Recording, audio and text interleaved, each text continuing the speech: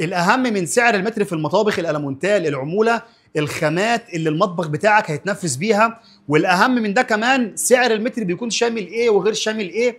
وكمان حاجه مهمه جدا، عدد وكيفيه الامتار اللي الشغل بتاعك هيتقاس بيها. دي كلها حاجات مهمه جدا اهم من سعر المتر، لان في حد زينا ممكن يقول لك سعر المتر 3850 جنيه على اتقل وعلى اعلى مواصفات في السوق ومعاها ضمان 10 سنين، وده يكون سعره قليل جدا مقارنه باسعار السوق.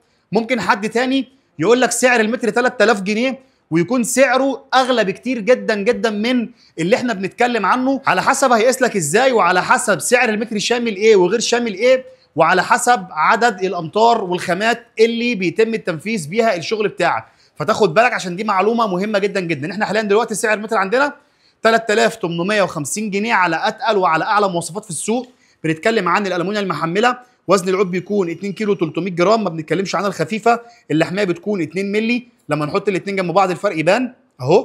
الوش الخارجي للمطبخ بيكون كلادنج يو في من افضل الشركات موجوده في مصر، الكلادنج البيور، اعلى خامه في مصر فرز اول. الداخلي بتاع المطبخ بيكون فايبر سعودي او فايبر اردني، وده افضل فايبر برضو موجود في مصر حاليا دلوقتي. المفصلات الداخليه بتاعه الظرف بتكون المفصلات الباكم السوفت كلوز، لما نيجي نقفل الضرفه ما تروحش مرزوعه معانا. وسعر المتر عندنا شامل معاينه وطلوع وتركيب وتصميمات في حاله التنفيذ.